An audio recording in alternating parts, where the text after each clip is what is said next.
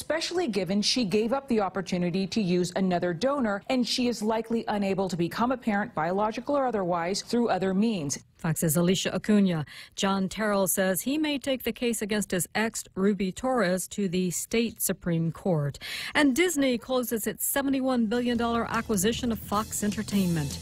I'm Carmen Roberts, and this is Fox News.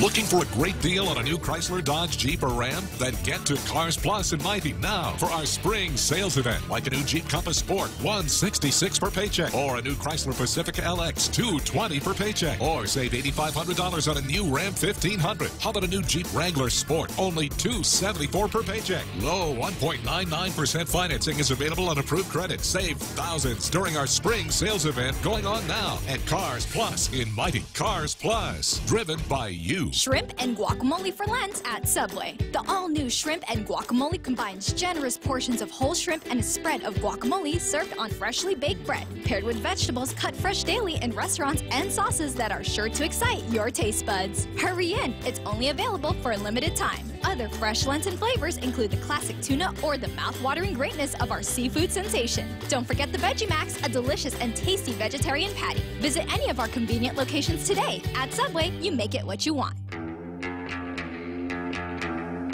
Welcome to Tall Tales with Bob Klitzkie, the only show on talk radio where common sense is a lot more common.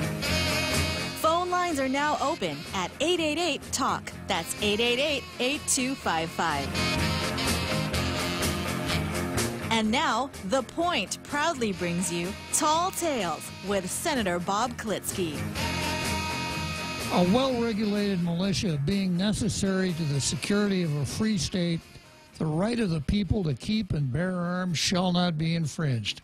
As you all well know, that's how we start Tall Tales every day.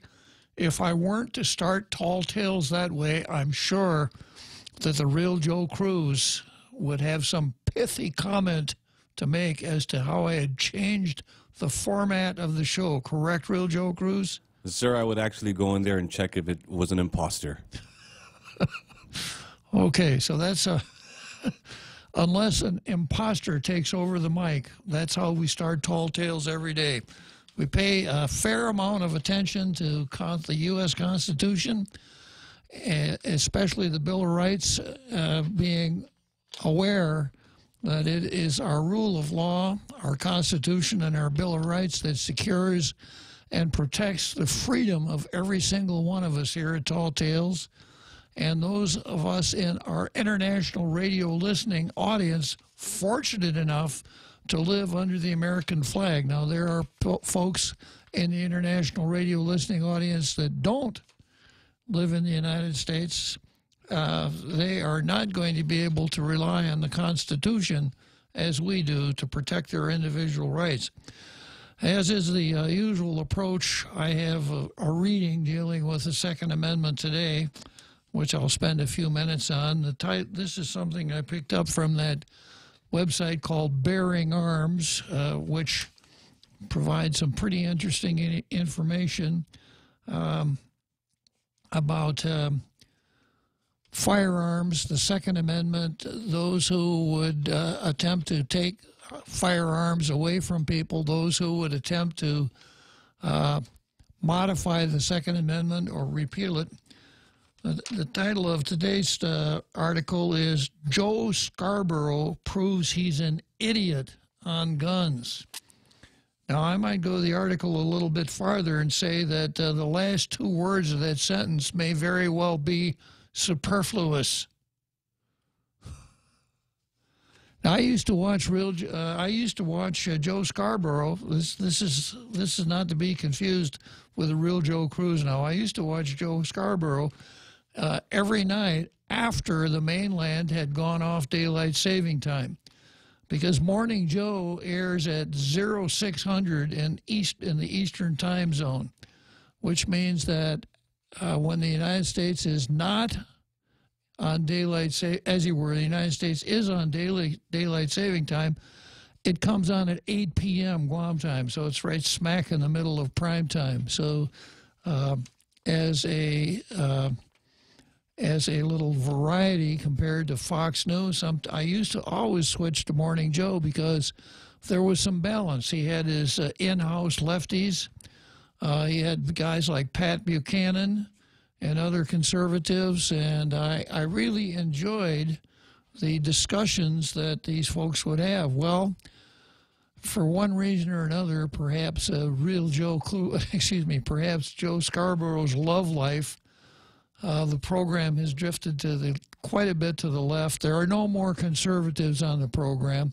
There are people that are billed as conservatives, but I haven't seen any real conservative rhetoric coming from any of them so far. So I still occasionally tune into Joe Scarborough just to see how far left he's gone. But here's this story dealing with Joe Scarborough. Joe Scarborough proves he's an idiot on guns. I don't expect news people to be gun experts by and large. I mean, they cover all kinds of stories, and there's no way they can be knowledgeable about everything. Hell, they're often not knowledgeable on most things. It's not their job. Their job is to report what those who are knowledgeable say and think. Joe Scarborough, however, is a commentator. As one myself, we tend to speak our minds and our thoughts, which means it's often important that we keep our mouths shut on things we don't know anything about. Well, being a commentator myself, I try to abide by that rule. I try to keep my mouth shut on things I don't know anything about. But, of course, I've got a fail-safe device here out in my international radio listening audience called Jack, who at the drop of a mistake is more than willing and able to call me and tell me that I don't know jack about what I'm talking about. Joe Scarborough never got that lesson, apparently. Well, maybe I ought to sick Jack on Joe Scarborough. Here's an article from 1981 explaining how the Pentagon's failure to use the AR-15 in Vietnam cost American lives. The AR-15 was proven to be lighter and more lethal than the M14 or M16. It was designed exclusively by Eugene Stoner to kill people in war. Now, this is not something that the real Joe Cruz snuck into this article here, leading into Demi-Cotney when we're going to talk about legalizing marijuana. I have no evidence before me that shows that Eugene was a stoner and that you could attribute his brilliance in firearms to that fact. But we'll see how this one plays out. So that's what then Joe Scarborough comes along and says, as a longtime gun owner and supporter of the Second Amendment, I agreed with the Supreme Court's Heller holding that concluded Americans had the right to keep and bear arms. This is what Joe says. But that constitutional protection did not and will not extend to guns designed as weapons of war. Now, I'm just stopping there for a second. Without going to the main question, I think that's just wrong on its face. Because if you read the Second Amendment, at least the way I read it, a well-regulated militia being necessary to the security of a free state, the right of the people to keep and bear arms shall not be infringed.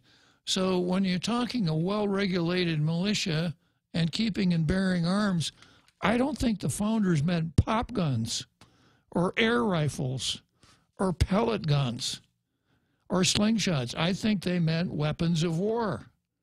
So that when push came to shove, the militia could be called into action and they could use those weapons of war. And my theory is that each of the colonies had what amounted to a colonial army before the U.S. Constitution was adopted.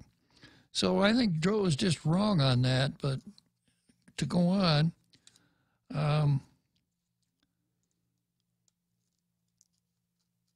Scarborough needs to go back and reread that piece from The Atlantic. The AR-15 was considered the better firearm, not because it was more deadly than the M16, but because it was more reliable and lighter.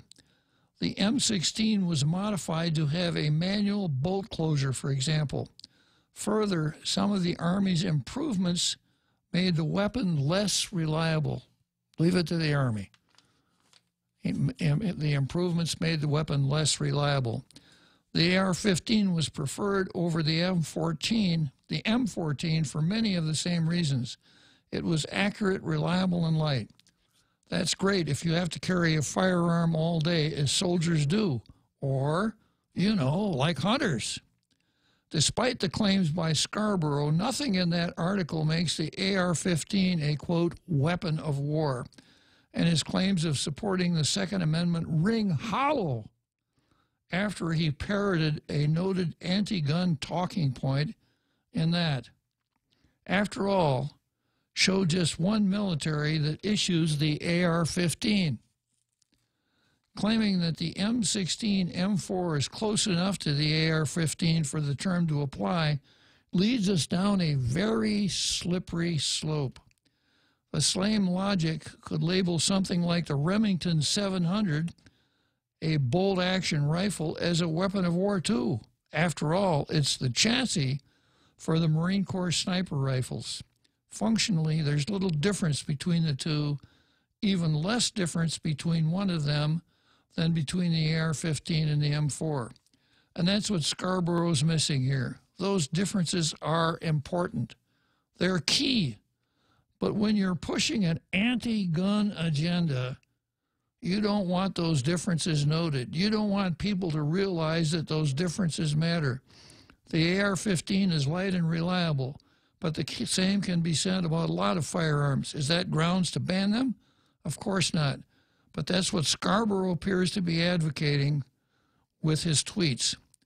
None of that even touches to who Eugene Stoner first marketed his guns. Who do you suppose Eugene Stoner tried to sell his guns to first, Real Joe Cruz?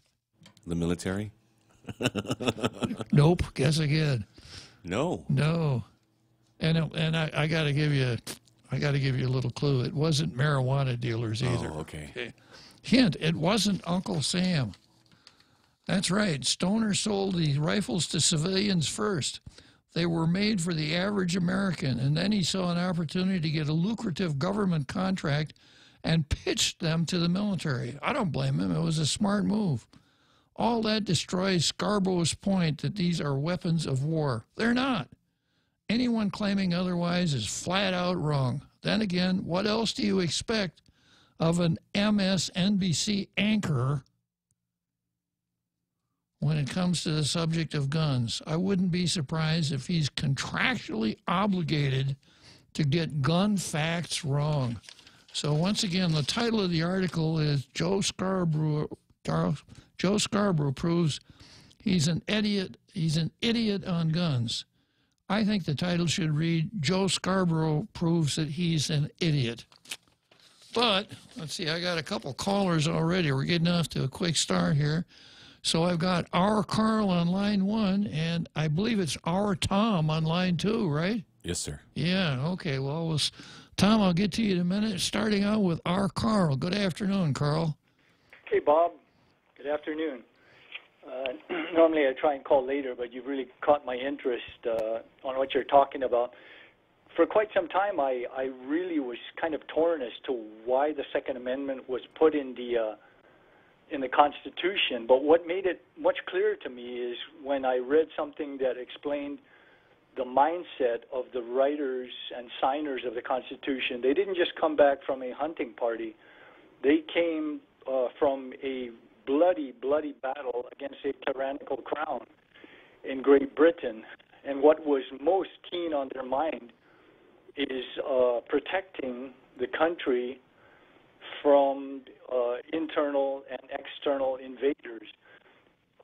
When America and its allies were looking at invading Japan in World War II, the Japanese emperor had commanded every man, woman, and child to prepare to fight to the death.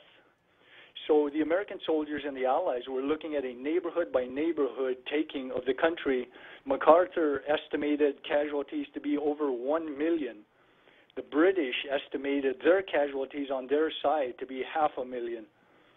So invading countries really look at how well armed the populace is, and this really gives invaders pause when the country is armed to the teeth and is going to fight neighborhood by neighborhood. And I can guarantee, if someone wanted to fight a conventional war, they would have a bloody fight trying to take the United States. And another thing that I don't think the signers and creators really anticipated, but is very true today, is that we are witnessing periodically in the headlines invasions of our own homes. And when these home invaders enter our homes, they do not always come one person at a time. I've read of a few home invasions. There was one in particular that was 5 home invaders, and they were armed to the teeth. And fortunately, the homeowner was also armed to the teeth, and he shot all 5 of them. I think he killed 3 of them. So, those are 2 scenarios where owning weapons and even semi-auto would be very, very important.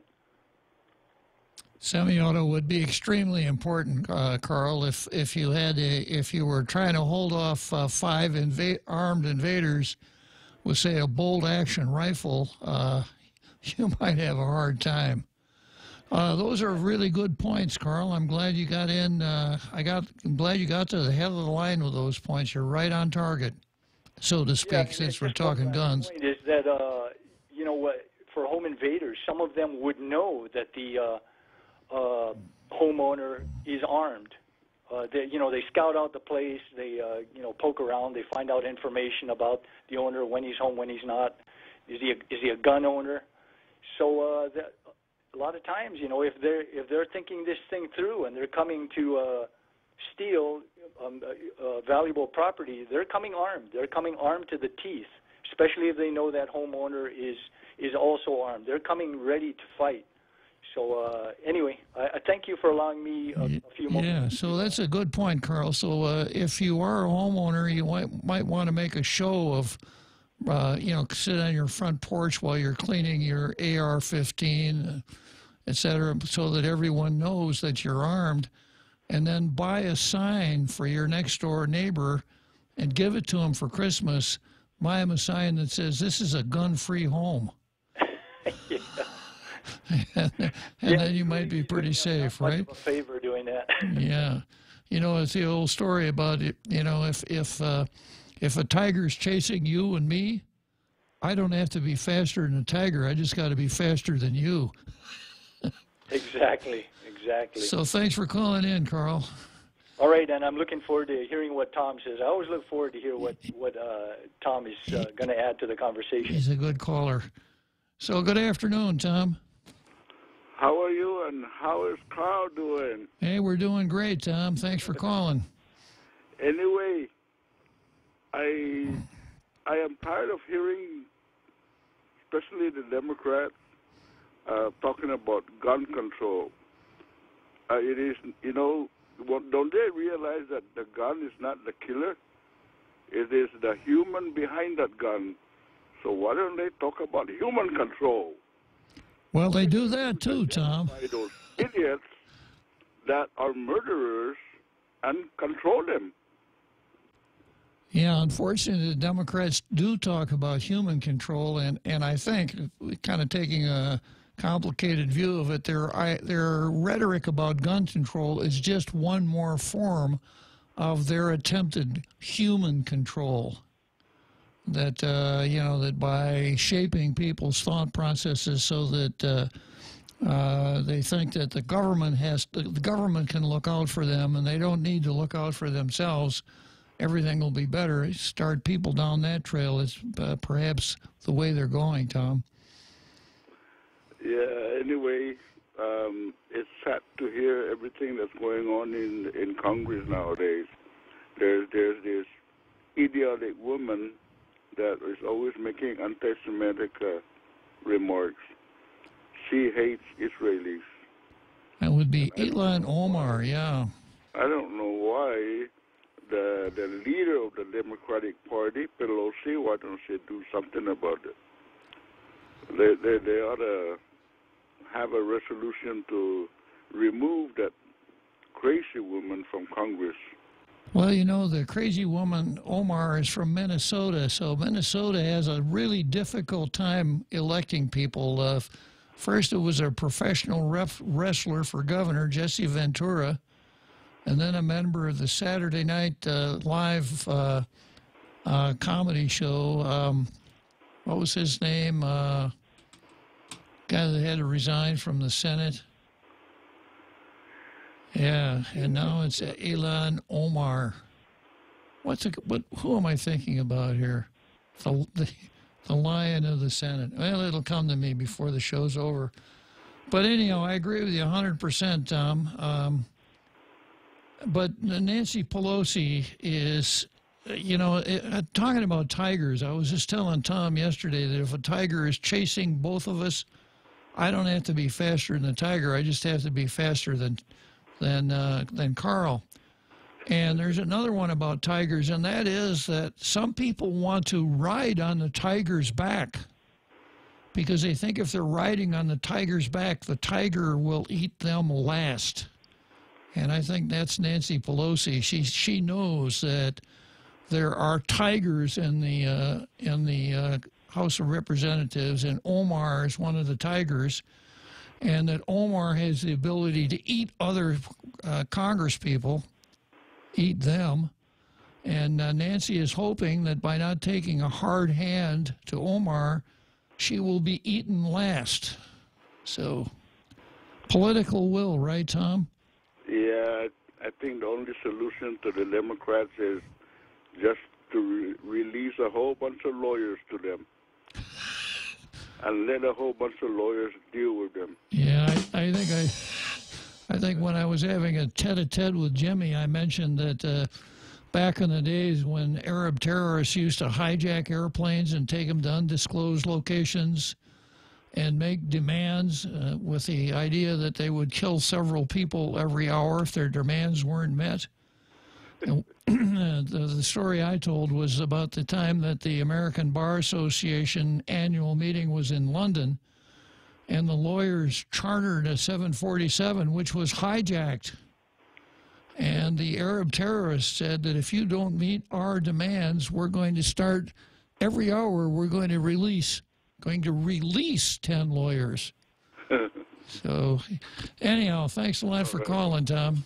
Yeah, I'll talk to you later. All righty. So I guess today's our day for Toms, huh? Real Joe Cruz? Oh, we had a Tom on the line. Yeah, we had a Dr. Tom Poole. Please call back, sir. Yeah, call back, Dr. Tom Poole. Someone called up and said the senator you were talking about was Al Franken. Al Franken, the very one, yeah. Gosh, how could I ever forget Al Franken? You know, just before he met his downfall, he wrote a book, and the cover of the book was really interesting. There was a picture of Al Franken dressed as a senator, and the title of the book was Al Franken, Lion of the Senate, by Al Franken. But he self-destructed right after that. Okay, we got Dr. Tom Poole back. Thanks for calling back, Dr. Poole. Yes, sir. Thank you, Judge. I wanted to mention before, the other lion of the Senate was Ted Kennedy. Right. He was the original lion of the Senate who, you know, my son asked me recently if I could go back and remove one person from history, who would it be? And he was thinking of all kinds of people, and I said, I think it would be Ted Kennedy because of what he did to us in 1964 in changing our immigration laws. But that's another discussion. What I really wanted to do was to underline Tom's point about people killing people rather than guns. And I know you know this, Judge, but just to remind everyone that, you know, in London, it's essentially impossible to own a handgun. And the last good numbers that I've seen was in 2017, London and New York City are similar-sized cities, and knife deaths in London in 2017 exceeded handgun deaths in New York City in the same year. So it's, people aren't just going to stay home and play nice if we take away their guns. It's just going to be another way of doing the wrong thing, and yet the people that are trying to defend their homes, as you mentioned, will have a much more difficult time. It's pretty reasonable, isn't it, Tom, if you stop to think about it? I think it is, sir. Thanks very much, Judge. Okay, always good to talk to you, Tom. Thanks for calling. Yes, sir. Bye now. So long.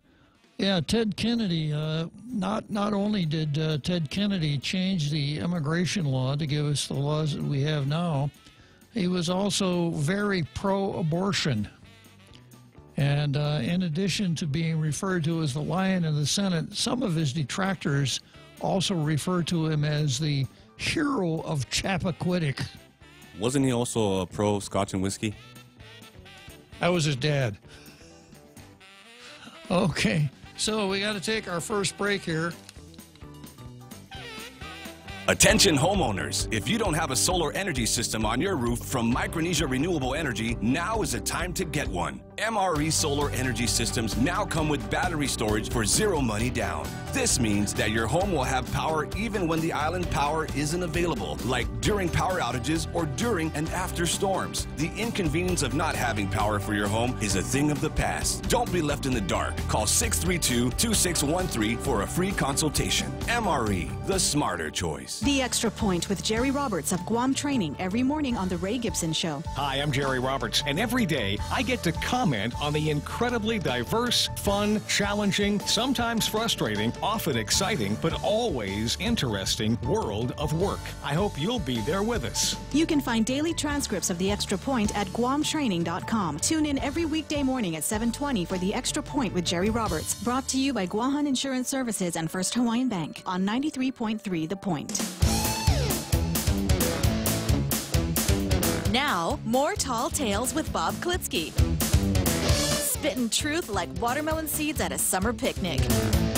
Call now, 888-TALK, 888-8255. So I took a peek at Facebook here during the break, and another comment on Ted Kennedy.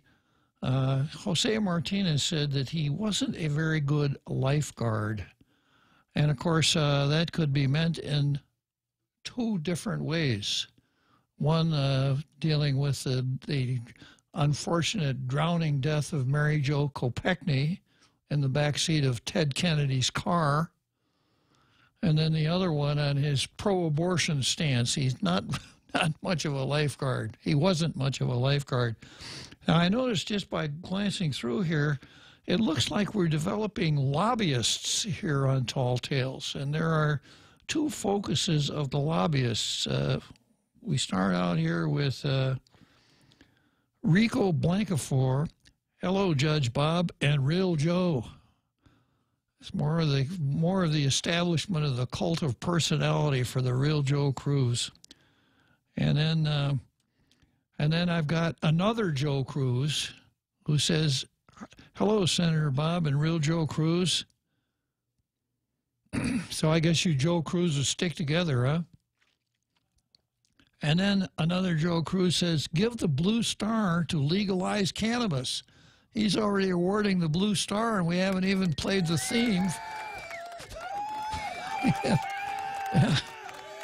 We haven't even played the theme for Timmy Akotny, and another Joe Cruz is lobbying. And then we've got James Howard, free the weed. You know, it's the right thing to do.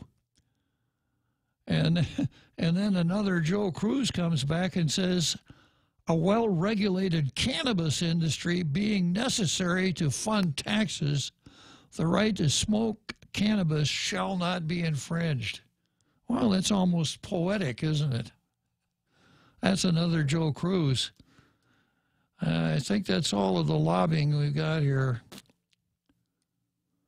I've got a note here from Kaz Endo. I guess Kaz wasn't listening yesterday when I did the public service announcement for the Daily News for the Endo Group, right?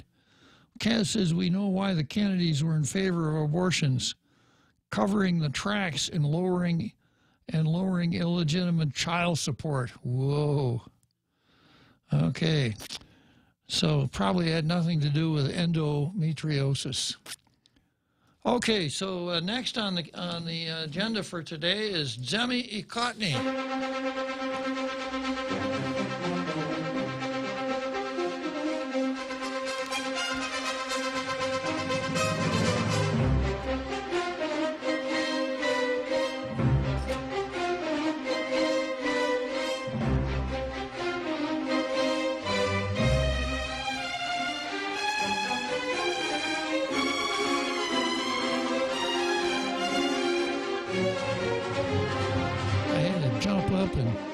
Get my coveted blue pencil here in order to do Jemmy Ikotny.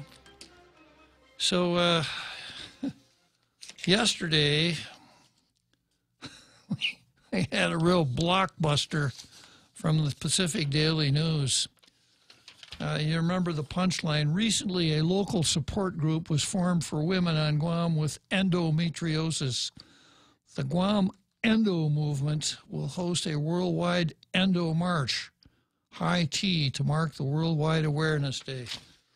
So I just reread that again, Cass, because I did commented on it yesterday, and I didn't know if you were listening or not. So these groups apparently are setting up an Endo T. So that would make me. I can't imagine them setting up a Klitzkie tea, but so that was a real dynamite editorial yesterday.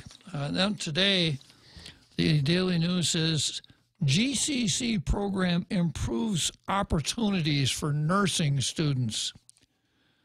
So if you're not a nursing student or a parent of a nursing student or whatever, this editorial may not ring your bell.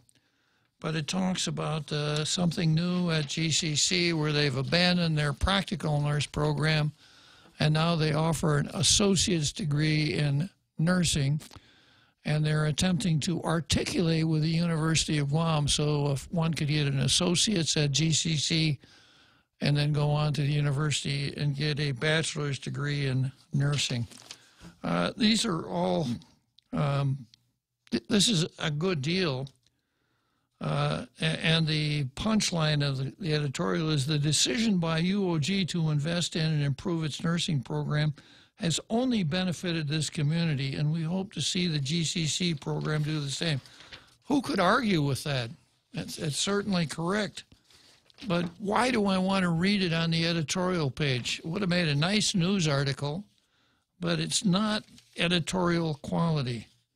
So taking into consideration the Jim rule, that sometimes Jim thought I tried a little bit too hard to find somebody to award the Blue Star to. I'll tell you this, Jim, it's not the PDN is not even in the competition today.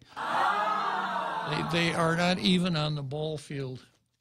Okay, now for all of the cannabinites out there in our international radio listening audience, and right here at the Point, right here in the control room of Tall Tales, I have the editorial from the Post. So if you want to put your fingers in your ears while I'm reading this, you may do so. I do think it's worth listening, though. So here's what the Post says. AG offers sound advice on recreational weed. Senators should reflect on it. And starts out with a quote from the Attorney General, leaving on a jet plane, Camacho. Our biggest concern is that these businesses may find themselves frequent targets for robberies, burglaries, and theft. There's a lot to reflect on following Attorney General Levin Camacho's position on the proposed legalization of recreational marijuana under Bill 32-35. One of his major concerns is potential for crimes, including robberies that target marijuana and cannabis product businesses as a result of legalizing recreational marijuana at this time, when sellers and buyers' recourse would be to conduct cash-only transactions. And the next paragraph, Guam's bank and credit unions are subject to federal laws, and because marijuana remains a prohibited drug under U.S. law, marijuana sales would be on a cash basis on Guam if senators decide to rush through Clint Rigel's proposal without considering all the different complexities and repercussions. Specifically, under the current federal law, this is from Levin, specifically under the current federal law, banks that accept money known to be the proceeds from drug sales may be subject to civil and criminal liability, the island's Attorney General stated in written testimony. So the banking laws, rules, and regulations, which are very tight, prohibit anything that looks like money laundering. And one of the things that banks are looking for is money that is the fruit of criminal activity. So if, as an example, if you're a blackmailer and you go to make a deposit in the bank and the teller says, well, this is a nice deposit, Mr. Jones. Where did you get all this money? And Mr. Jones says, well, I blackmailed my neighbor. The bank better not accept that deposit because the blackmail would be the fruit of a crime. So since possessing, dealing, etc., using marijuana is against federal law, it's a crime under federal law, the proceeds of selling marijuana would come within that, within the ambit of those criminal laws. So a bank is not going to take the risk of accepting money from a marijuana dealer because the money could be confiscated. All kinds of bad things could happen to the bank. So the point there is that marijuana dealing then is going to have to be on a cash basis. You aren't going to be able to buy it with a credit card or a check. You're going to have to, if you want to buy $1,000 worth of marijuana, you're going to have to come in with a sack of, I suppose, $10, $100 bills and buy your marijuana that way. So then the dealer has a large accumulation of cash that he can't take to the bank and put in that night deposit box or have one of those armored car services take to the bank for him. So what's he going to do? He's going to have to keep it on premises. And just like the criminals in Tom's case, or was it R. Carl's, psyching out the houses, that would make good targets for burglaries, bad people will figure out very quickly that a marijuana dealership would be a good place to do a robbery or burglary because they're going to have a lot of cash on hand. Cash that won't be traceable to anybody at all. So that's one of the warnings that Levin Camacho posits. And I've mentioned this before. There are other intricacies caused by the fact that marijuana, the dealing in marijuana is a federal crime. And by the way, I just want to mention here that I can't remember his first name, but a guy named Parkinson who ran for the legislature, his argument in favor of Clint's bill is we really need to hurry up and pass it while marijuana is still illegal. Because if we don't pass it quickly, it's going to be legal. That's an interesting approach to things. Yeah. So, and I've mentioned other downsides of the marijuana business. If, when it comes time to pay your taxes, a person has to pay taxes, what in our case, the territorial income tax, which is the mirror image of federal income tax, which is, I suppose, technically a federal law. When it comes time to pay your taxes, a business can deduct business expenses that are ordinary and necessary. And even criminal activities have to pay income tax. Ask the heirs of Al Capone. Even Al Capone went to prison for not paying his taxes. So if you're in the marijuana business, when it comes time to do your books, the cost of the marijuana that you sell would be a business expense because our income tax is not a gross receipts tax. But the expenses that would be deductible for other businesses, like maybe rent and power and water and wages and all the other expenses that don't go directly to either buying or growing the product that you sell, would not be deductible. So maybe being in the marijuana business wouldn't be quite as profitable as what was it Kenny Rogers said? Don't count your money at the table, or time enough to count it when the game is through. So these are some of the things that are pitfalls in the marijuana business. So before I go farther down this road, I'm going to see who's on the line that wants to speak up in favor of legalization of cannabis. And it looks like it's the real Bob. Hello, real Bob. Hey, good afternoon, Bob. For all the international radio listening audience, I think we can already determine that you're not a proponent of the cannabis use. You got a mind like a steel trap, real Bob. I've been told that before. So we're reading the editorial about the AG's comments. You know, if we were at I guess you could say, the cutting edge of this infant program of selling cannabis, then I would agree with a lot of the comments that are made. But selling cannabis in a number of states on the mainland has been there for a number of years. And I will tell you, out of personal experience, visiting Washington State, a couple of head shops there, they require you to produce an ID card before you even step into the business. Once you're in the business, and you are correct, it's a cash-only business, but there are banks that will put ATM machines inside the business.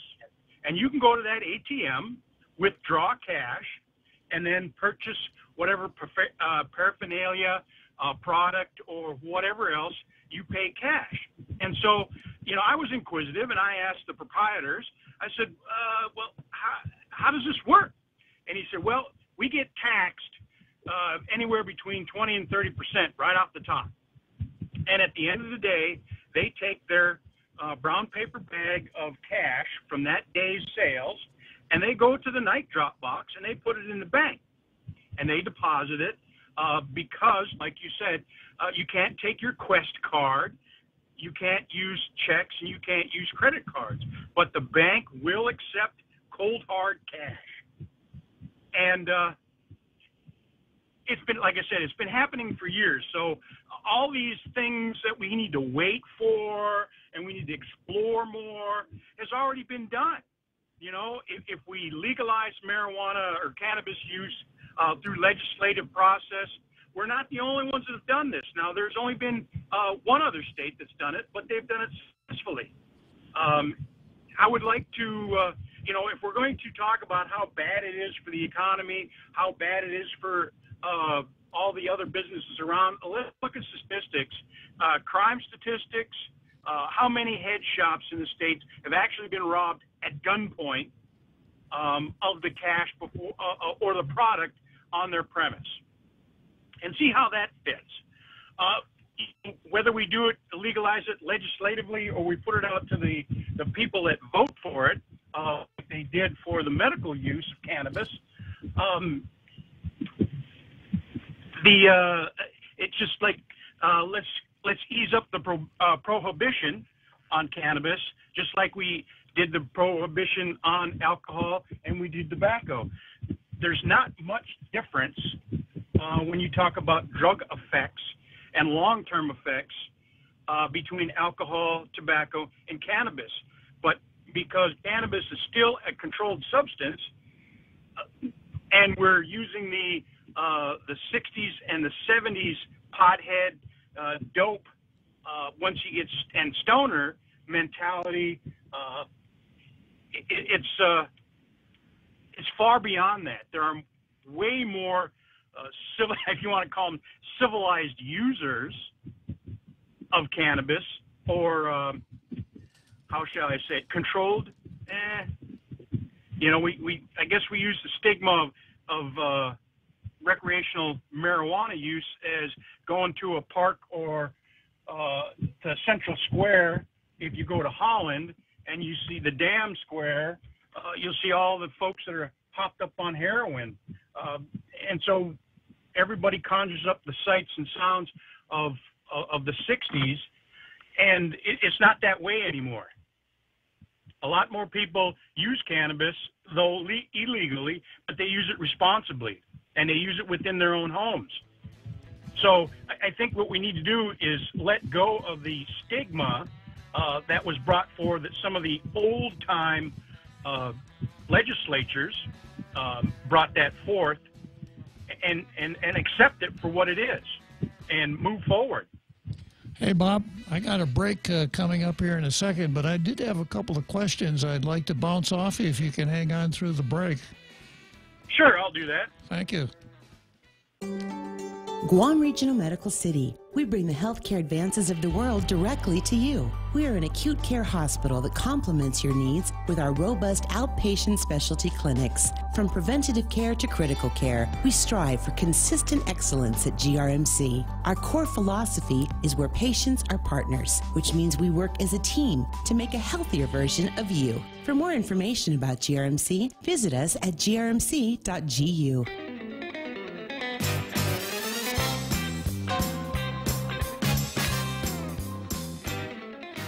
So we're back on the air, Bob. Excuse me, real Bob. So tell me a little bit more about banking now. If you're going to put money in a bank night deposit box, that means it goes into your account. And that would mean that Bob's marijuana shop would have to have an account at Citibank or Chase Manhattan or whatever. How does that work? Well, I can't really say with any authority because I'm not a business owner, and so all I know is what I was told when I visited a couple of the dispensaries there in Washington. So this morning I was listening to the Ray Gibson show, which I'm sure you were listening to, weren't you, real Bob? Oh, yes, every morning. Yeah, it's highly recommended. And Phil Flores was a guest, and one of the callers, and Ray asked him questions about banking, and Phil said that in the States there are some small rural banks that will take the risk of accepting marijuana money, but he said none of the major banks do. And then Phil did offer something like a long-term workaround, and that is, he said, what you could do is you could take your cash and go to the Department of Revenue and Taxation and make an estimated payment on your income tax.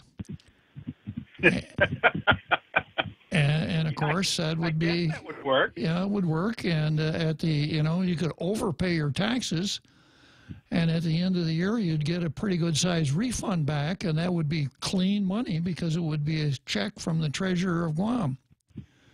That would still fit the money laundering description, wouldn't it? Well, I don't think so, because you are paying a tax with it. So, yeah. Anyhow, and then, I remember back in the day when it used to take forever to get an income tax return. I'd heard of people who deliberately overpaid their taxes because it was a pretty good return on what was a safe investment, provided that liquidity didn't make any difference to you.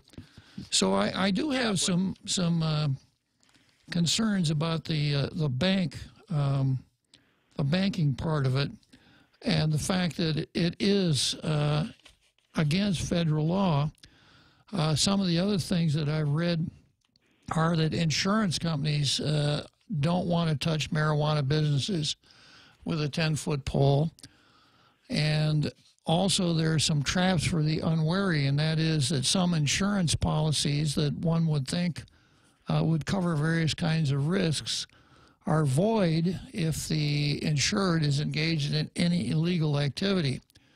So you make a point with Washington and Colorado, especially Colorado. The way I look at things, whatever they do in Washington, I would be a contrarian. I figure probably the best thing to do would be to do the opposite of what they do in Washington.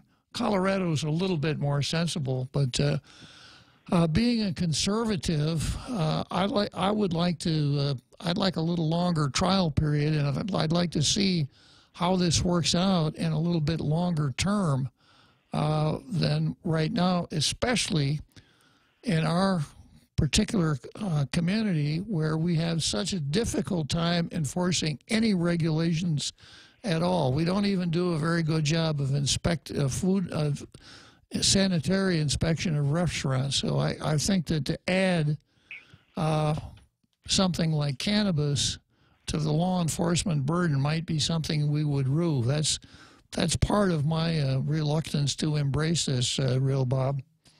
You have a point there. I will make another observation when I was in Washington that when I first arrived, they had an announcement, or the news on the radio was announcing that the state was looking harsh and was thinking about closing down medicinal dispensaries. And I didn't put the two together. And so when I visited a recreational dispensary, I asked, I said, "Are you guys getting ready to close?" And he says, "No." I said, "Well, that's what they were talking about on the radio." And then the proprietor, he tells me that it's the medicinal ones because they're not the ones paying their taxes that are due, but the recreational ones are. So I thought that was quite interesting that medicinal cannabis, though it, I don't know if you want to call it any more legal, but let's just say a little bit more legitimate than the recreational cannabis. A little more defensible, maybe, Bob. Taxes. Pardon? I said maybe a little more defendable. The medicinal marijuana, a little bit more defendable than the recreational. But, I'm seriously looking at, what are the business prospects, especially when it comes to investment, in somebody wanting to open a dispensary for recreational cannabis. Well, I guess you heard some of the things that I mentioned about the tax ramifications, the insurance ramifications, et cetera. If you're going to invest, I would suggest that at this point, even if Clint's bill becomes law, it's going to be a risky investment. Well, investment, you said overpaying your taxes. That's an investment in the government. That's just a no-interest loan that I'm giving the government, which I don't think is that is also a risky investment. But I don't think, I guess if a dispensary wanted to or didn't want to use cash, they could always use Bitcoin. Of course, there's some pitfalls using another way of money transferring. I guess you could say that's still laundering. I don't know. It's pretty volatile, I think. If you're in a business where you're selling a commodity, I don't think you'd want anything as volatile as Bitcoin to be your medium of exchange. Hey, Bob, I'm coming up on that big halftime show that you look forward to every day. But one advantage that you've got, if you decide to go into that business, one advantage that you have that others may not have is that you're part of the Tall Tales International radio listening audience, so you're bound to be well informed, right? Yes, Glad that you called, Bob. Thank you. All right, take care.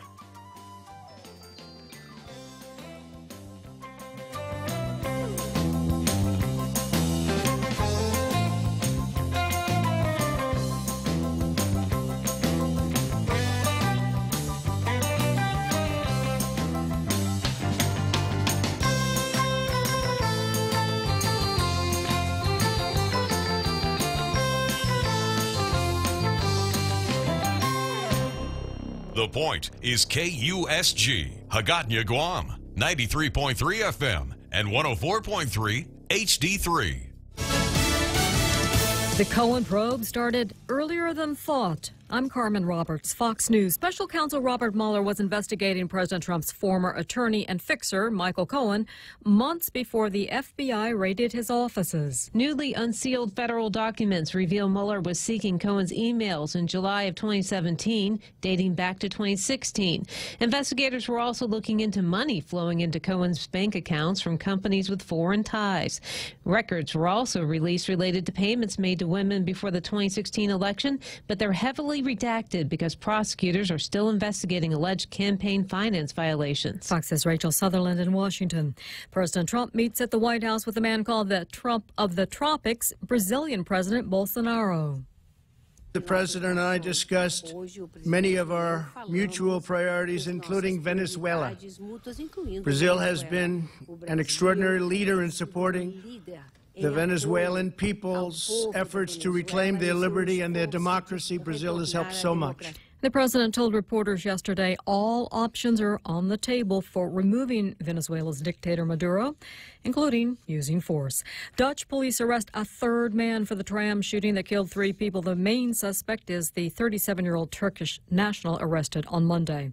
Meantime, New Zealand residents began burying the 50 victims of the mosque massacres. 2 were buried Tuesday and 2 will be laid to rest today.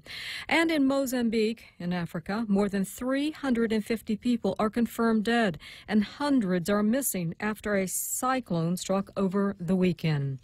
Dow futures turned positive, now up 12 points after a mixed day yesterday with the Dow gaining 26 points. The Nasdaq fell 9. This is Fox News.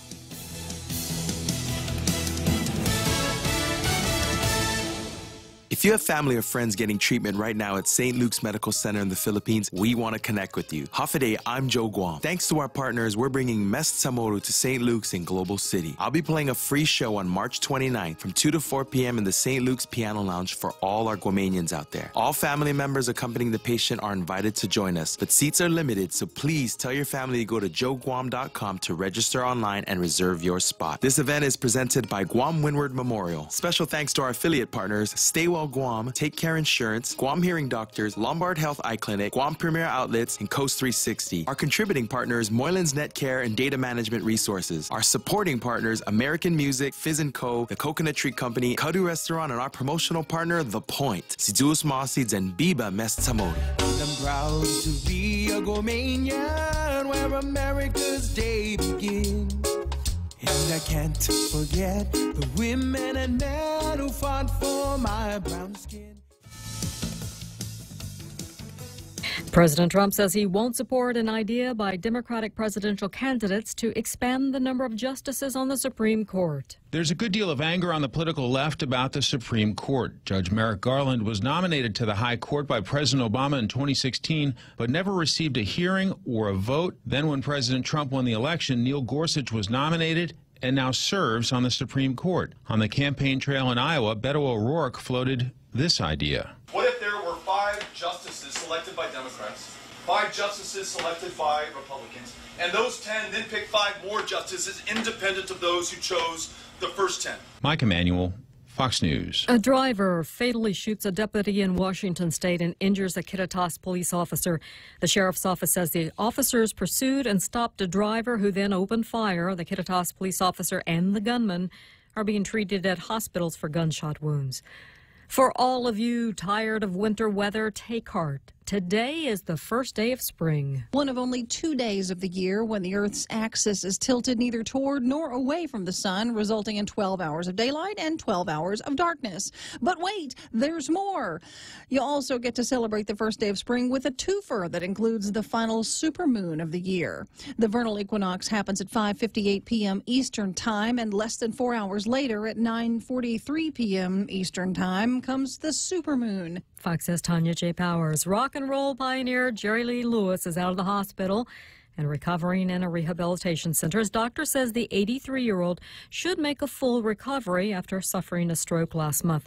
Still, Lewis won't be well enough soon enough to perform at the New Orleans Jazz Festival.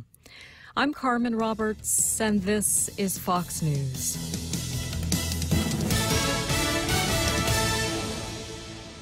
Laddie Stone Entertainment and the stations of Choice Broadcasting proudly present the Miss and Mrs. Curry Guam Pageant on Wednesday, April 3rd at the Sheraton Laguna Guam Resort. Tickets are $25 in advance and $35 at the door. VIP tickets are $50 in advance and $65 at the door. Tickets available at the High, Misa Zone, the Vault, and from any of the lovely curvy contestants. Doors open at 6 p.m. and the show starts at 7. Hosted by yours truly, Ryan the Mixologist, and the beautiful Liza Camacho. Special thanks to Pitbull Empire, Local Promos, Figure 8, One Punch Media, and the International Sports Center. Tired of your wireless prepaid service cutting you off when you reach your limit? Introducing Unlimited for Less with the new $2.50 a day prepaid plan from GTA. Enjoy unlimited local calls, local text, and unlimited data for only $2.50 a day. And now including unlimited calls and texts to the U.S. You can post, call, or text without worrying about reaching your daily limit. Come into any GTA store or visit gta.net for more information.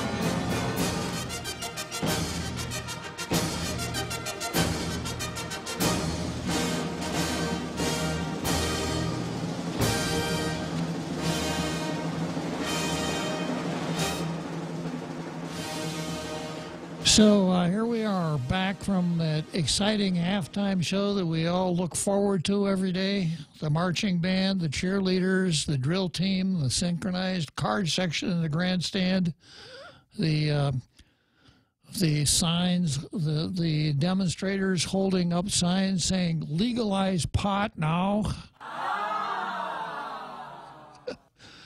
And across on the other side of the field, people holding up signs saying don't let the country go to pot. So those halftime shows are always exciting. So before we go to the aphorism portion of the show, where the real Joe Cruz has a chance to show us the high degree of intellect that he brings to the program, I'm just going to go through some of the Facebook comments here. This is not a welcome back. Let's just take a look at the Facebook comments, Real Joe Cruz. So let's see. I got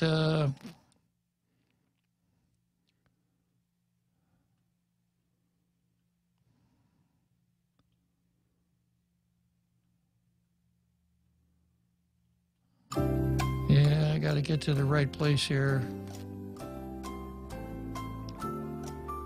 So another Joe Cruz says, if cash is a problem for cannabis industry, then use Bitcoin. Well, if that were the case, if the idea were that everyone who went to one of these stores had to pay for it with Bitcoin, I think the sales would be somewhere down between 0 and none at all, because most people are not Bitcoin literate. And if I were going to go into any kind of a business, I would not want to use Bitcoin as the medium of exchange because it's so volatile. It's hard enough to make money in a business with a reasonably stable currency, but when the value of the currency tends to fluctuate so wildly, I don't know that I would be too crazy about going for it. I'm going to break here from going through the Facebook comments to take a comment from a caller. I believe it's our Tom going for second base, right, Tom? Yes, how are you doing, Bob? Good. I'll just make this quick. I am totally against the legalization of cannabis, except for the medicinal. I'm glad it already went through and it already passed, but for the general use of the public use on the cannabis, adult use, I am totally against that, because I agree that they can make money out of it. Okay, because they're always talking about making money out of this.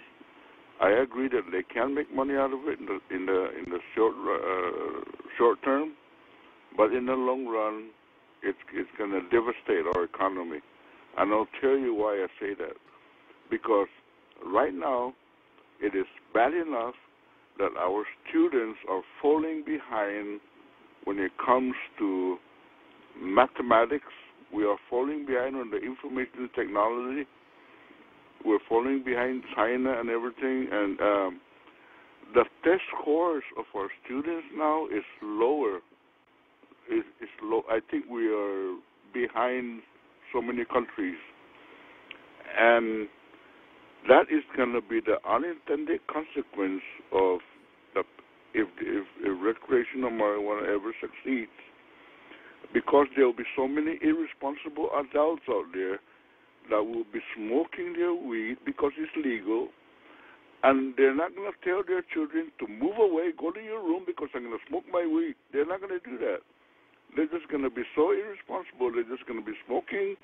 And their children's going to be right next to them, and their children don't have to smoke the marijuana themselves, but all they're going to do is just inhale the after smoke that's coming out of the adult's nostrils, and also the marijuana that they'll be smoking before they put it in their mouth to inhale. It will be already emitting smoke anyway into the environment, into their room, or wherever they're smoking that stuff. And their minor children are going to be inhaling that. And then they're going to, the next day when they go to school, those children are going to be probably high, still high from the inhalation of that after smoke. And they're going to be sleeping in the classroom. They're going to be dozing off instead of learning.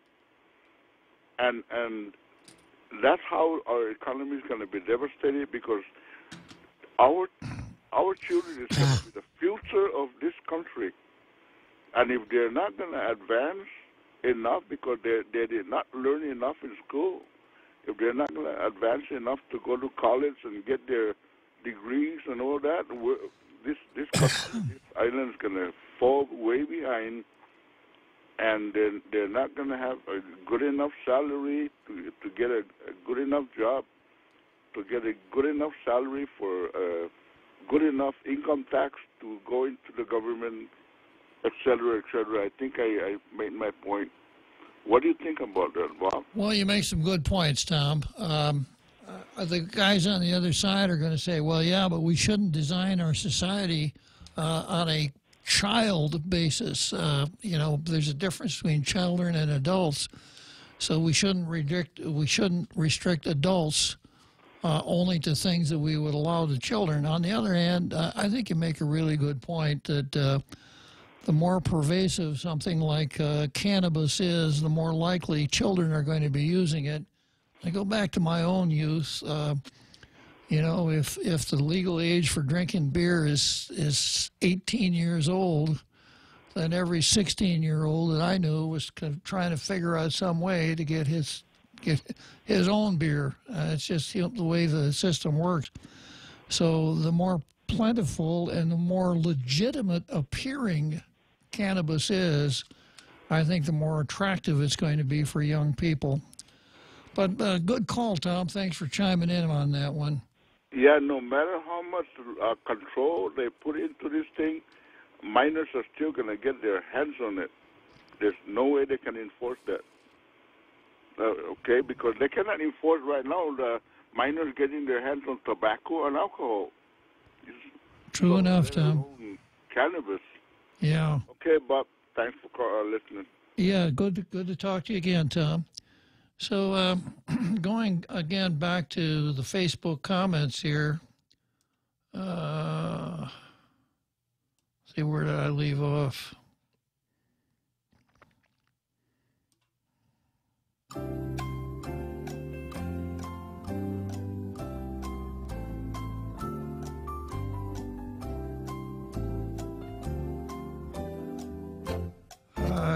Let's see, James Howard, deposit 80% daily to Rev Tax, get the refund at the end of the year, and it's a wash, done deal. Well, yeah, there's something to be said for that, but I can't imagine that the cannabis business is going to be so profitable that 80%, you can sock away 80% of your revenue until the end of a tax year.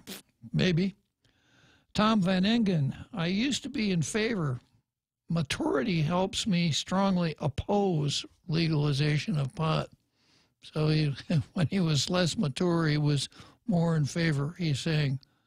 Nate Horn, it's been legal medicinally in California since the 90s. Just follow their or Colorado's method for banking. Well, I guess I need to reread what the Attorney General said. Maybe I will.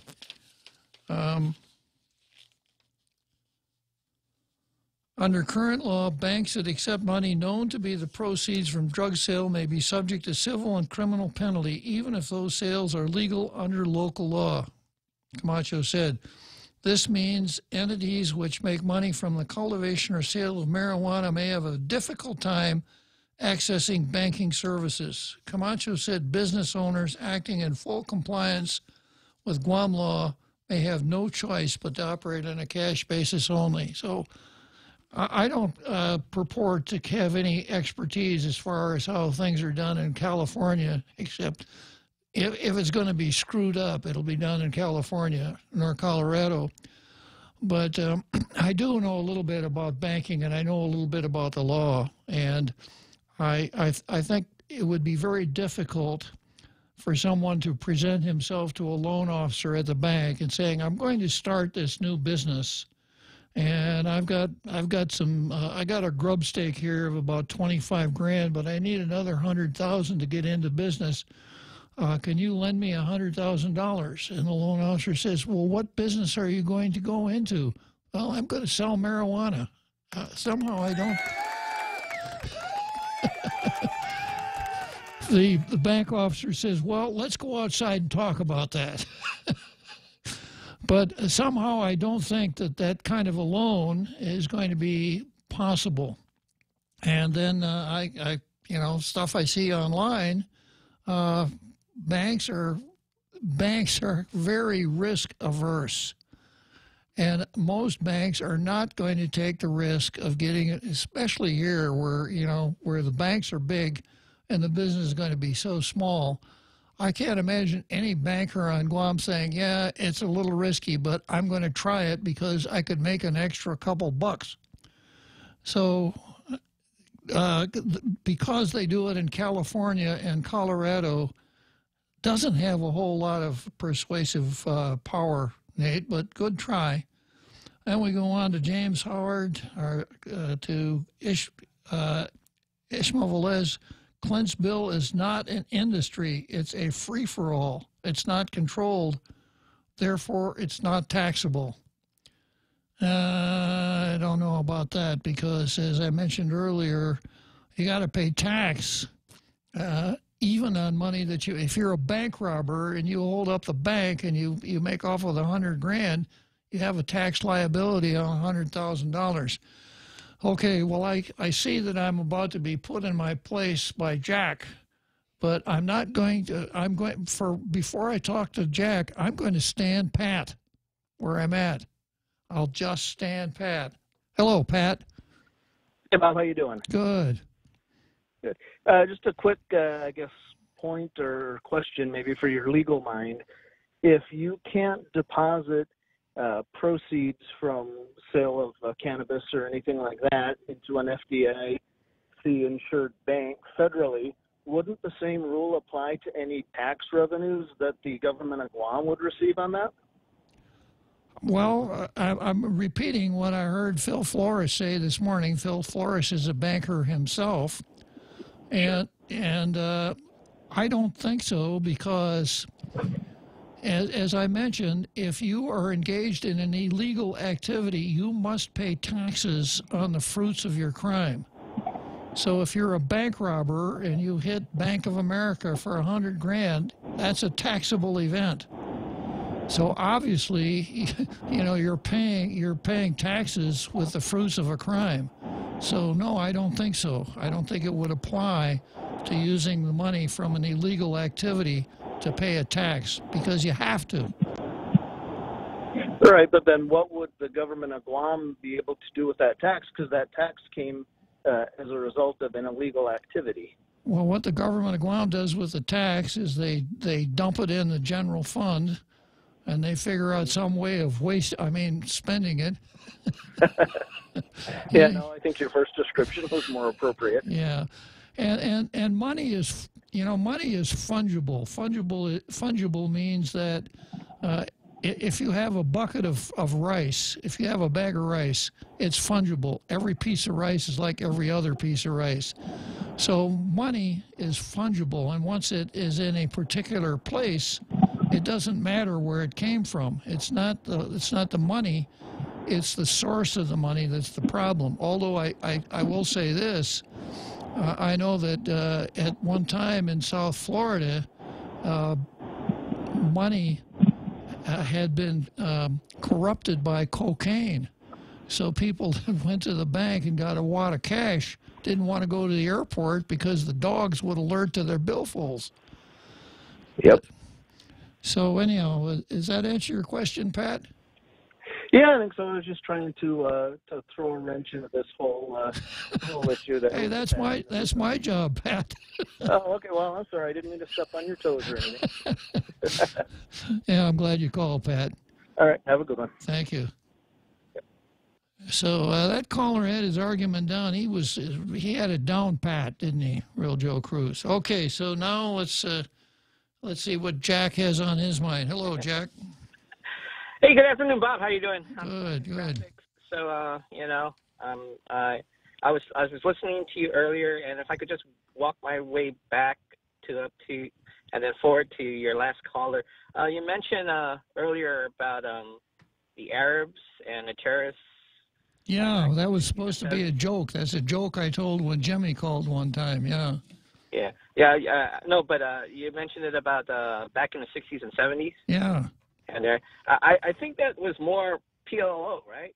Palestine Liberation Organization, which I think may consist of Arabs, but not generally. And there was black. What was it? Black Sunday. There were several terrorist groups that did that. Yeah. The Munich massacre, the hijack in Antabi. There's just so many that happened back then, but I think they were mostly PLO terrorist activities. They may be some Arabs, but I think they're mostly from the Palestine or. Well, Palestinians are Arabs, Jack. I agree today that that's what they're called, but historically, Palestinians are just really where the Israelis are right now. I agree with you, but not all Arabs are Palestinians, and I think when you were talking historically about the 60s and 70s. Yeah, all Palestinians are Arabs, but not all Arabs are Palestinians. And exactly. Maybe we're back to Ilhan Omar here again, huh? Yeah, so just, and just to put a little bit of context in it, and I'm not a supporter of the marijuana thing, and I gave my reason.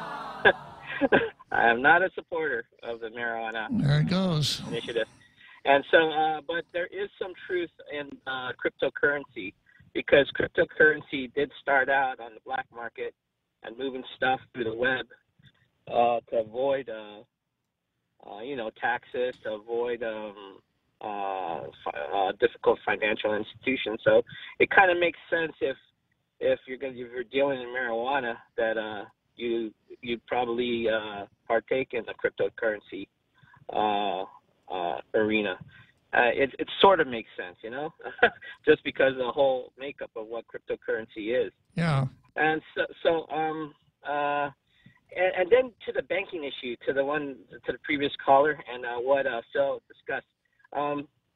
You know, I do believe, like you say, you know, you're paying your taxes, but that doesn't alleviate the illegal activity. So I akin it to what Bill Gates did in the 1990s, the early 2000s, when he decided to pay taxes in Puerto Rico because it was a lot cheaper. And he got caught, and he ended up paying a hefty fine. And you know, it's one of the things that's been tagging him whenever he gives speeches. How about that time you try to avert paying your taxes by paying in Puerto Rico? And so you know, you can outrun the law for a little bit, but sooner or later it catches up to you, and it just takes the will to do so. And I think probably in the early stages of all this marijuana stuff, the will is not going to be there, but it will be. And like I said, I have a big problem with the marijuana usage here. You know, I don't like working with associates that partake on it. I find them a little bit irritable at times. and mostly, you know, nobody speaks about work productivity. How does that affect work productivity? I'm going to get into that, Jack. Yeah, so there's a lot of issues, and I don't think that it has been properly vetted. I think we act emotionally on these things. They put up some kid or someone with cancer, and you know we need to alleviate this.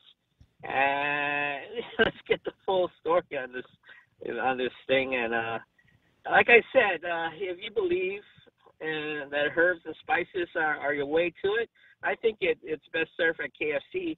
But you know, if that's your mindset and it works for you, so go be it. But I'm really against this wholesale action of legalizing it, because I see that I can visualize the headline in the Daily News now. It'll be the day after tomorrow, reporting on the legislative session. Marijuana bill opposed by Jack. Rigel says passage unlikely. So thanks a lot for calling in and sharing with us this afternoon, Jack. Okay, Bob, keep doing it. I'm just stuck here in traffic, just listening in. Okay, so long. Okay. So going back here to, well, before I go back into some of the Facebook comments, there's a couple other points I wanted to make. One really important point that the Attorney General made. Another issue, Camacho said, deals with the ability of lawyers to assist government agencies and businesses looking to engage in marijuana-related activities. That's because local rules governing professional conduct of attorneys prohibit a lawyer from counseling or assisting a client in criminal conduct. The Attorney General says he leaves the question, counseling or assisting a client in criminal conduct, which means that if that guy that went to the bank to borrow $75,000 or $100,000 to start his business needed legal advice, no lawyer would be able to give him legal advice. And I've explained this before. If a person has committed a crime, he can go to a lawyer, and the lawyer will help him defend himself against prosecution for that crime. But if a person wants to commit a crime, he can't go to a lawyer and say, I want to do this. What's the best way for me to do it and get away with it? So because marijuana, the use, et cetera, possession of marijuana is against the law, lawyers ethically can't get involved with it. So this is contrary to one of the Tall Tales rules, which is simply stated, anything that generates fees for lawyers can't be all bad. So if cannabis is not going to generate fees for lawyers, obviously we don't need it here in the territory of Guam. Okay, so I got Todd on the phone here. Good afternoon, Todd. How you doing, sir? Good. So everybody all up in an uproar on both sides about this marijuana legalization. And if we look back in time towards whenever we had prohibition and things like that, it caused a lot of problems. People were still making alcohol, getting it illegally by whatever means necessary. And one of the things that I've realized is people are going to smoke dope, marijuana, whatever you want to call it, one way or another, whether it's legal or not. But what I can see is that after the prohibition ended and they had alcohol sales, they taxed that alcohol. Well, if we tax that marijuana, I feel like people are still going to smoke it. We can take the money that's gotten from the taxes, and we can use it for things here on Guam that's necessary, like repaving our roads, helping our schools for the children, things like that. I know in Colorado there's quite a bit of that going on. They've used a lot of the funds to get out of debt. So I think that, average Joe is going to do whatever he wants to do. Why are we going to fill up our jails and prison system with people who are committing these offenses and save the room for the real criminals, use the money from the sales and the taxes that goes on it and put it towards something good that everybody can be beneficial from?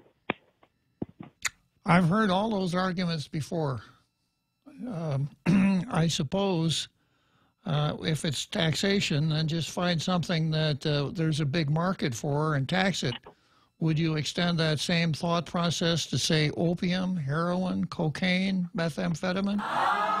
The thing that we have to draw the line somewhere. And where do you draw the line?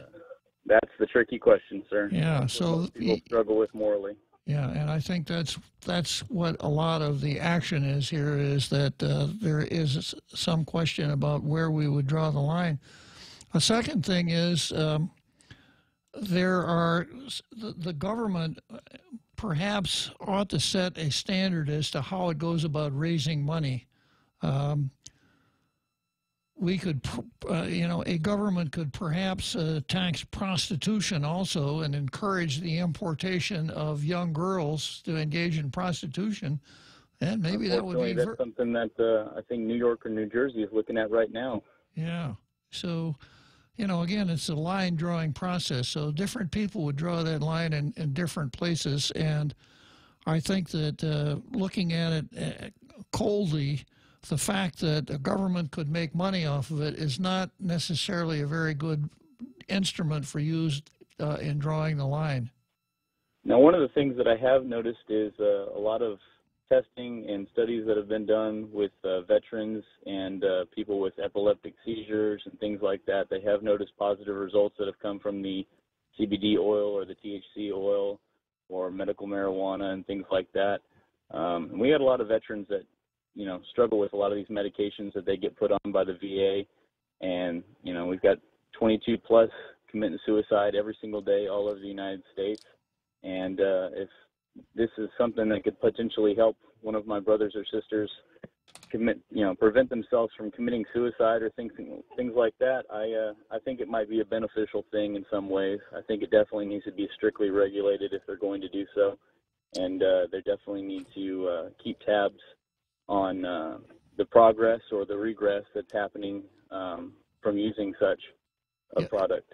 Yesterday I had a caller named Vanessa who actually broke down in tears during her call because her brother had died of a drug overdose, and she, her brother had gotten started on the drugs by using cannabis. Now, going back to your point about the curative aspects of cannabis, I have covered that, and I have run across writings, studies that show that there are elements in the cannabinoid, whatever you want to call it, that can have positive effects on certain kinds of brain irregularities.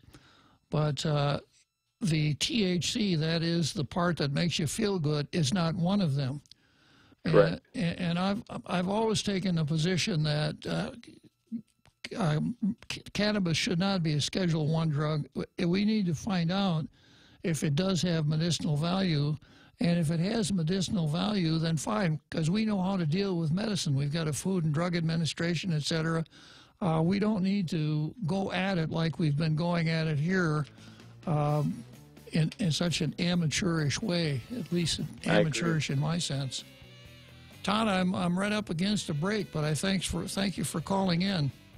Thank you, sir, for your time. You guys have a wonderful night. You too. Help celebrate Earth Month with 93.3 The Point and the return of the Upcycle Mascot Showdown. Stay tuned for details on the upcoming live event and how you can support your favorite school. The Upcycle Mascot Showdown, brought to you by Lolita Kamet from Remax Diamond Realty, the Agana Shopping Center, Sylvan Learning Center, PBS Guam, and 93.3 The Point. When your family needs medical care, how often do you find the need to visit multiple clinics? When a child has a serious ailment, do you find yourself meeting a medical provider only to learn you must go somewhere else for testing? At the FHP Health Center, you can find multiple specialties and testing services under one roof. And if your family needs urgent care, FHP is there for you with convenient weekday, evening, and weekend hours. Voted the island's best clinic in Pika's Best 2 years in a row. FHP, our island, your clinic. Learn more at fhpguam.com.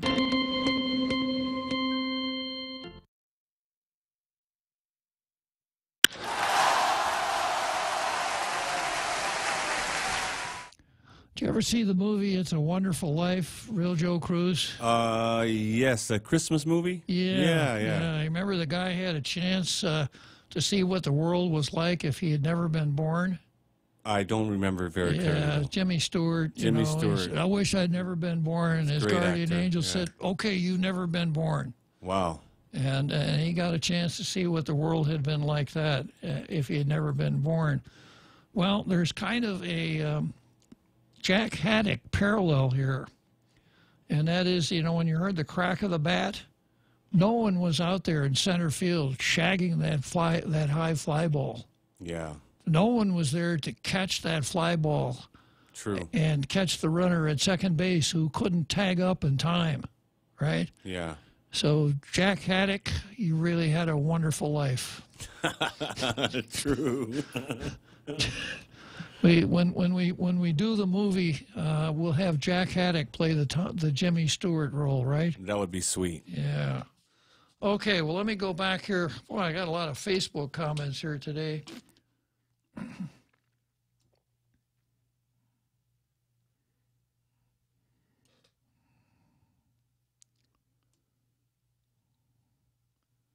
Yeah, here it is. Hard to find things. They move pretty quick here. Ishmael Velez, Clint's bill is not an industry. It's a free-for-all. It's not controlled. Therefore, it's not taxable. Well, no matter whether something is controlled or regulated or not, if the income tax applies, the tax applies to income from whatever source derived. So if I bought a pair of shoes and paid $50 for a pair of shoes, and for some reason I was able to sell that pair of shoes for $100, I should pay tax on the $50 profit, even though I'm not in the shoe store business. If you have income, you got to pay tax on it, whether it's an industry or controlled or whatever. Joshua Camacho says banks won't take the cash, and I think I agree with Joshua. And then he says, but there are other alternatives.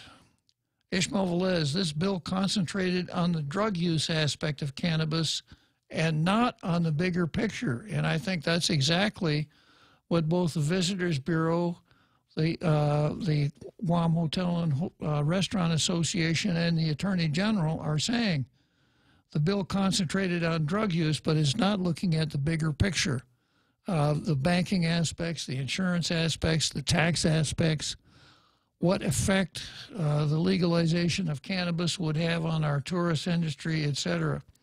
And that's why I think I didn't even get to the end of the editorial, but the editorial says,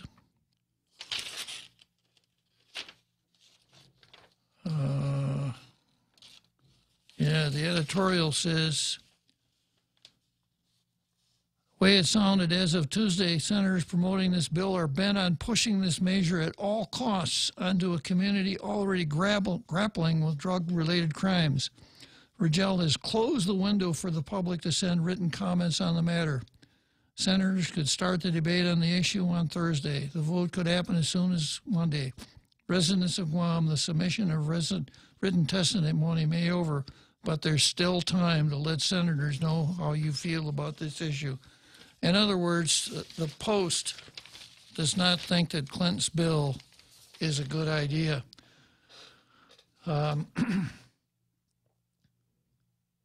And so you're exactly right, Ishmael, and that I think is kind of what the Post is saying. Jose Martinez says, isn't the fact that we're not a state an important factor? And I think it is. And James Howard comes back and says, the people have spoken. Legalize. Well, there was a referendum a few years ago where the question, should we have medicinal marijuana, passed, but that didn't go so far as recreational marijuana. Joshua Camacho, banks cannot deposit funds from drug sales until it's federally legal or banks change their policies. Well, I don't think banks are going to change their policies as long as marijuana is federally legal. Another Joe Cruz replying to Jose Martinez about, wouldn't it be different if we were a state? And Joe Cruz says, no, it's not. We are a state of mind. That's another Joe Cruz. That's not the real Joe Cruz. Joshua Camacho, legalize it. I agree we need the income to be circulated, not to be held up in a black market. Well, okay. James Howard, this guy is awesome, and I think he's not talking about me. He should be, but I think he's talking about the caller that presented himself as the real Bob. I guess that makes me kind of the ersatz Bob or the faux Bob, right? And Joshua Camacho, there are actually institutions that will take money, marijuana banks, if you will. Well, I hear that, but it doesn't square with anything that I'm aware of. Joshua Camacho, not backed by federal anything. Yeah, okay. Bitcoin is dangerous because it's not a stable currency. Joshua Camacho. Joe Cruz, I'll hold the weed money for those that need me to. Trust me. That's another Joe Cruz. If you can't trust a Joe Cruz, who can you trust? And you can take that to the back. Oh, you can't. Okay. Jose Martinez. Lyle, the stigma is not an imagined characteristic. Casual marijuana use is just not productive. Anecdotally, everyone I know who uses it recreationally are rendered ineffective or non-productive. Joshua Camacho, launder the money through GovGuam. Well, we talked about that. And then he says it sounds fishy. Jose Martinez, there are very few that I know that can function properly while smoking it. And that brings me to another point. Let's say that Clint Rigel's bill passes, and people take off with the idea that they can smoke marijuana with impunity. A lot of places are drug-free workplaces, and a lot of employers. Certainly, the United States government is. And a lot of those places have, as part of their drug-free workplace, have tests. Some would have random tests. Well, as I understand the chemistry of marijuana, the metabolites of marijuana stay in the body for about 30 days. So if you're a marijuana smoker and you say, I'm only going to smoke on the 1st of the month, come the end of February, you might have a problem. Yeah, So you could risk losing your job, right? You could risk losing your job. So how are we going to deal with that? Not to mention the fact that I don't want to share the highway with people who are under the influence of marijuana. Alcohol's bad enough, especially these people that after they're out drinking a sufficient amount of alcohol get in races with the concrete power poles, which they never win. But I would see a risk of more traffic accidents as the use of marijuana seems to become more legitimate. I suppose, I don't know, but I suppose a person could drive down the street with a marijuana cigarette in his mouth, puffing away, just as though it were a tobacco cigarette. I would hope that we think about these things before we rush headlong into this. Jose Martinez, going beyond that, Joshua Camacho, launder the money through the government of Guam. Let's see. Joshua Camacho, because this is a business to get into. Another Joe Cruz. That's not necessarily true. I know people who show up on time and work hard, but like to smoke after work at home. They pay their bills and take care of their responsibilities. Okay, takes all kinds, I guess. Another Joe Cruz. They don't smoke before or during work. Jose Martinez. Stop projecting. Laughing out loud. Nate Horn says... Where did Nate Horn go? It's been legal in Colorado for 6 years. How long do we need to wait for study to be done before we move forward? Again, I suppose if I really wanted to, I could pack up and move to Colorado. But I don't think I really want to. So I'm interested in what the approaches that other states do. In fact, I think maybe it was Thomas Jefferson or some leading light of the country who said the nice thing about our federal system, this is when we still had a federal system instead of a national government, we have laboratories. Theoretically, we have 50 laboratories where we could test out different theories of government to see what works and what doesn't work. I don't think the testing process has gone far enough. The fact that people in Washington and Colorado do something is not very persuasive for me, especially Washington. California would be persuasive, but only in a negative sense. Going on here, Jose Martinez. I think I know why Senator Bob has a massive audience of pro-legalization for recreational marijuana use. Tall Tales begins at 4. They're not going anywhere. So I suppose I ought to make sure that the phone lines are open at 4:20, huh, Real Joe Cruz? Yes, sir. Okay. Another Joe Cruz. You could give the weed for free. Okay, here's another Joe Cruz's way of working around the banking difficulty. You could give the weed for free and tell them to deposit money into your account later. Oh, that was a good business plan. If they do, then you can give them more weed later to build trust, but no cash will be exchanged at the dispensary. I'm wondering which of the dispensaries will embark on this program.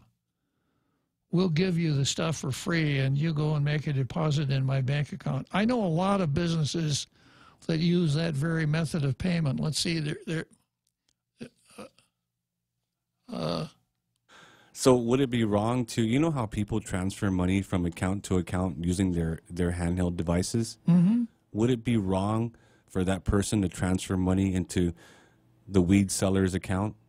Sure. To purchase the marijuana? It would be, yeah, because it gets you into that banks are not supposed to take money that is the fruit of a crime. That doesn't matter whether you do it electronically or mail a check or go to the teller window or or whatever. Banks are not supposed to engage in businesses where they take the fruits of a crime. I see. Yeah. Back to the drawing board, Real Joe Cruz. So this business model here where you give the people the product and on the honor system and then say, just go make a deposit in my bank account. And then if they do, give them more product. That's an interesting thought. I don't know that it gets around the money laundering problem. I think it probably gets around the problem of having to pay income tax on your profits. Because I don't think you're going to have any. Another Joe Cruz commenting on Nate Horn. Nate, is your cat for legalization? So I guess we'll enter Nate Horn's cat into the conversation. Then James Howard says, refer madness is real time. I don't think that's what he means. He said R-E-F-E-R. Refer madness is real time. I think what James Howard is trying to say is reefer madness. Now, one of the real strong planks in the pro-marijuana platform is that back in the late 30s, a movie was produced called Reefer Madness that really exaggerated the bad effects of smoking marijuana. I've seen snippets of it on other programs. I've never seen the movie. If I wanted to see it, I wouldn't know how to go about seeing it. I suspect that if you took a census of the number of people in the United States who have actually seen the movie, you'd have a hard time finding any more than a couple of dozen. But it's part of the argument. Well, you're just going back to reefer madness there. Your mind has been corrupted by, quote, reefer madness. Okay, so we're coming up on the home stretch, and there's so much interest in this topic that I'm not going to go into the presentations today, and we're going to have to come back to your aphorisms tomorrow. We'll just finish up the program with marijuana. Okay, I think it's coming up soon. Yeah, we're on Route 1 and near the airport intersection, right? There, see it? What's the key word? Look for the keyword. Check out the Vantage digital billboard and reap the rewards. Catch the keyword on the screen and get a free Americano or tea with menu purchase when you mention the keyword at your next visit to the Hive. Conditions may apply. Did you see it? You got it. I got it. You just focus on driving. Take advantage today and take a look at Vantage Advertising's digital billboard located on Route 1 at the airport intersection.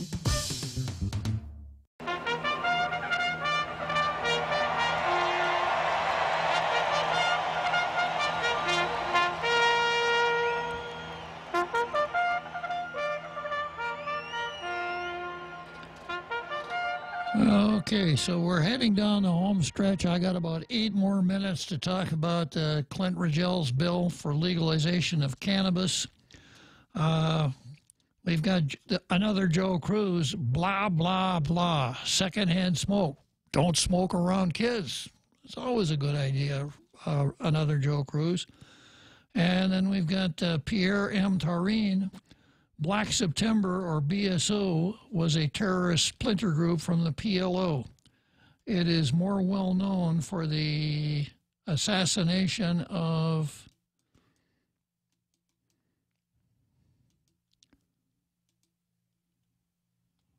for the assassination of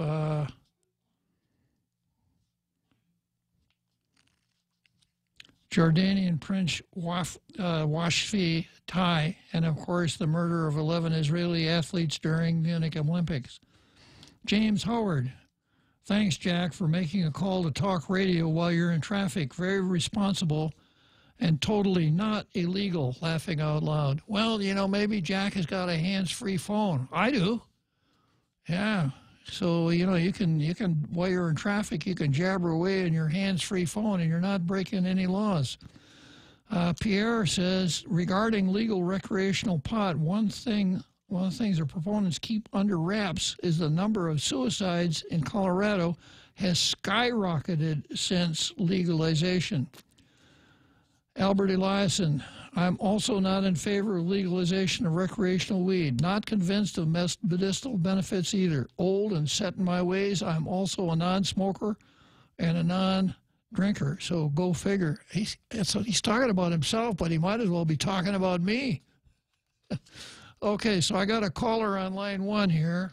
Going to be the last call of the day. Good afternoon. Let's see what I got here. Hey, it's Mo Atkidun. Yeah. Mo Atkidun, yeah. I know it's right at the end of your show, but the thought occurred to me that the federal government making this years ago a Schedule 1 narcotic has really screwed up the works, in my opinion. And then they come out and said, well, we're not going to, what's the term? We're not going to enforce it. And that's the big problem, I think. If you tell people you're not going to enforce it, of course they're going to try it, and they're doing it illegally. And then someone says, well, you can't do it because it's illegal, because but they're not going to enforce it. And you've heard the old adage that if it's a bad law, they should enforce it, because that's the old saying. That's how you get rid of a bad law. You enforce it. The way you get rid of a speed trap is you ask the cop to write everybody a ticket, and pretty soon people get up in arms and they change the speed limit. There's a certain degree of hypocrisy involved at the top of our national government. Nobody has the political will to do whatever the right thing is as far as cannabis. Take it off Schedule 1 or appropriate enough money to enforce the law. And it seems that the national government used the government of Guam model here. I get a kick out of government of Guam directors who have responsibility for enforcing various laws. And they say, yeah, you're really not supposed to do that, or this is the wrong thing. But we don't have enough personnel to enforce the law, which means, yeah, go ahead and try it. You probably aren't going to get caught. Whereas I would think that a responsible director would say, it's against the law, and if you want to take your chances, I will refer you to Clint Eastwood. Do you feel lucky, punk? Right. Okay. I think you're agreeing with me, right, or not? I'm agreeing that the national government has not handled this well at all. I've opined more than once that we should take it off Schedule 1 to find out if it has medicinal value. If it does, we know how to deal with medicine. We've got an FDA, etc. I don't think that we need another mind-altering chemical in our society. And once again, we know how to deal with that also. But we seem to be trying to have it both ways, and it's not working very well for anybody. Who's breaking the law if they make a law and they say, well, we're not going to enforce it? Aren't they breaking the law when they do that? Well, not really, Mo. Okay. Yeah. There's I look at this as a patient and a patient, but and maybe someday I'm going to want it because I'm in pain or I'm dizzy or I just need to fall asleep. So let's get it gone with medical and get it so I can get it if I need it, as long as you say it's passed, the medical is passed, but they can't seem to get it out because they can't do the regulations. Is that right? There's a general endemic ineptness in the government of Guam to do even the things that we've been doing since 1950.